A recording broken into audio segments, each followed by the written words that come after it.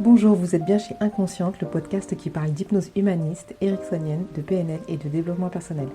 Je m'appelle Pascaline Nogrette, hypnothérapeute à Bordeaux. Passionnée par le corps et l'esprit et le lien entre les deux, je suis très motivée pour partager et simplifier tous ces outils que j'ai découverts toute seule ou que j'ai appris en formation ou dans les bouquins. Aujourd'hui, la question 4 de la détermination d'objectifs. La détermination d'objectifs est un ensemble de questions que je pose à mes patients à chaque séance ou à moi-même quand je veux régler quelque chose avec moi-même. Cet ensemble de questions me permet de préciser mon objectif, de l'objectiver au maximum, de trouver ce qui bloque et ainsi trouver la technique ou l'outil pour atteindre cet objectif. Nous avons déjà parlé dans les épisodes précédents de la façon de poser votre objectif et de comprendre pourquoi c'est important pour vous, puis de la façon dont le résultat que vous attendez va se matérialiser concrètement. La citation de Léonard de Vinci, « Le mal est notre ennemi, mais ne serait-il pas pire qu'il fût notre ami ?»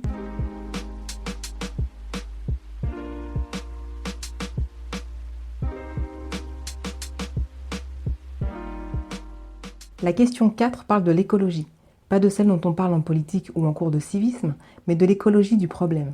L'écologie, c'est un peu l'équilibre du système. Si un élément bouge, un autre bouge. Eh bien, votre inconscient est pareil. Il maintient un équilibre en vous. S'il maintient son comportement que vous jugez négatif, ce n'est pas pour vous embêter. Simplement, c'est qu'il n'a pas pu faire autrement.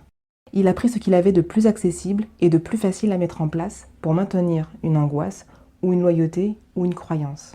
La question 4 est, si vous aviez atteint votre objectif, que se passerait-il de négatif ou qui pourrait vous gêner ou gêner quelqu'un d'autre? Cette question, personne n'y pense jamais. C'est donc le moment de s'y pencher pour comprendre pourquoi l'inconscient n'a pas intérêt à modifier quoi que ce soit. Imaginez que votre inconscient, cette formidable bibliothèque, se charge pour vous d'enregistrer, de trier, de mettre de côté tout un tas d'informations, certaines utiles, d'autres pas du tout. Imaginez plein de marmites tout autour de vous. C'est toutes les angoisses, les peurs et les souvenirs négatifs que votre inconscient espère mettre de côté pour vous, car ils ne vous font pas de bien. À l'intérieur de ces marmites, ça bouillonne. Votre inconscient pose sur chacune d'entre elles des couvercles, afin que l'angoisse qui bouillonne en dedans ne déborde pas. Ce que propose l'hypnose, c'est d'aller chercher au fond de la marmite qui nous intéresse, le souci, et de l'apaiser. Le couvercle représente le comportement dont vous vous plaignez et vous demandez qu'on vous l'enlève, mais il a été déposé délicatement par votre inconscient pour une très bonne raison. Nous pouvons lui suggérer de l'enlever, mais dans ce cas, il ne maintient plus l'angoisse dans la marmite. Soit ça déborde, soit ça explose, soit l'inconscient va trouver un autre couvercle. Un qui ressemble et qui a la même intention positive. Vous protéger de quelque chose. Donc pour vous, c'est pareil. Vous vous plaignez d'un comportement qui vous gêne et vous souhaitez le voir disparaître ou ne pas en entendre parler. Et pourtant, sans lui, autre chose de moins sympa risque de faire surface.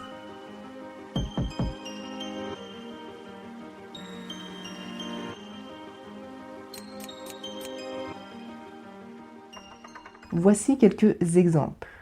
Que se passerait-il de négatif si tu arrêtais de fumer? Je me sentirais terriblement seule. Que se passerait-il de négatif si tu perdais du poids? J'aurais la peau qui tombe. Que se passerait-il de négatif si tu tombais enfin enceinte? Ma sœur aînée aurait de la peine, car elle n'arrive pas à avoir d'enfant. Que se passerait-il de négatif si tu arrêtais de boire? Je m'ennuierais aussi, énormément. Que se passerait-il de négatif si tu étais plus joyeuse? Je ne pourrais pas soutenir ma mère dans le deuil de mon père. Et si tu savais dire non? Je perdrais des relations, je me fâcherais avec quelqu'un. Si tu mangeais raisonnablement, je risquerais de m'épancher sur l'alcool.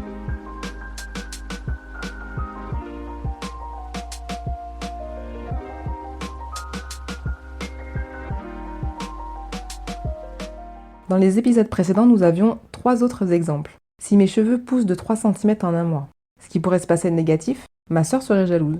Ou alors, je ne me trouverais pas forcément jolie. Ou alors, mon père me ferait toujours des critiques, malgré tout. Deuxième exemple, si je perdais 20 kilos en 6 mois, que se passerait-il de négatif? Je serais tellement canon que je mettrais mon couple en péril.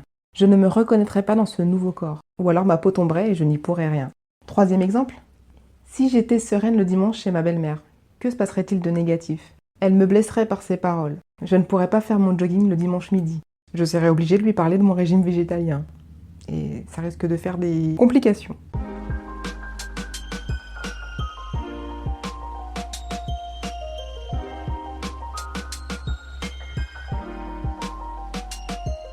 J'ai mis du temps pour comprendre que cette question était si importante. Je l'appelle le nerf de la guerre. Et surtout pour savoir qu'il y a toujours une réponse à cette question.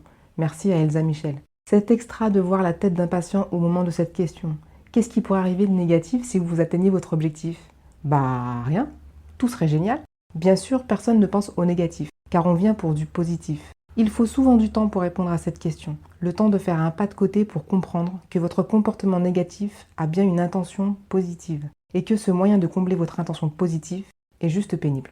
Un dernier exemple pour la route. De mon expérience de kiné il y a prescription maintenant, un homme de 55 ans m'est adressé pour rééducation de genou à domicile, suite à une chirurgie du type ménisectomie. On enlève un petit bout de ménisque. Le genou est raide, il ne peut pas le plier, il marche en boitant et la douleur est permanente. Ce monsieur fait partie de mes échecs cuisants en termes de rééducation, car je n'ai rien pour l'aider, rien pour le soulager. Impossible de faire plier le genou au-delà de 90 degrés. Impossible de faire cesser la douleur et de récupérer une marche fluide. J'ai compris des années plus tard, grâce à la PNL, à analyser ce que j'avais entendu, mais pas écouté. Ce monsieur était en fin de carrière, pas motivé pour reprendre le travail. En fin de carrière, quoi. À l'époque de son accident du genou et de la rééducation, il n'est pas consolidé, c'est-à-dire déclaré apte à reprendre son travail. Il n'avait pas intérêt à aller bien sous peine de retourner travailler, ou du moins de se retrouver sur le marché de l'emploi à 55 ans. L'invalidité était plus confortable, et je le comprends, mais elle entraînait douleur et raideur. La réponse à cette question est souvent inconsciente. L'inconscient sait toujours pourquoi il met en place un comportement.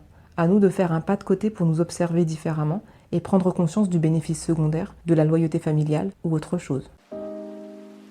Je vous rappelle la citation de Léonard de Vinci, « Le mal est notre ennemi, mais ne serait-il pas pire qu'il fût notre ami ?» Retrouvez Inconsciente pour l'épisode suivant. En attendant, vous pouvez aller du côté de YouTube sur la chaîne Pascaline Hypnose Bordeaux, sur Facebook Pascaline Hypnose tout attaché, et sur le site ou le blog vous trouverez les liens pas loin ou via Facebook. Si vous aimez, partagez, commentez, likez et abonnez-vous. À bientôt.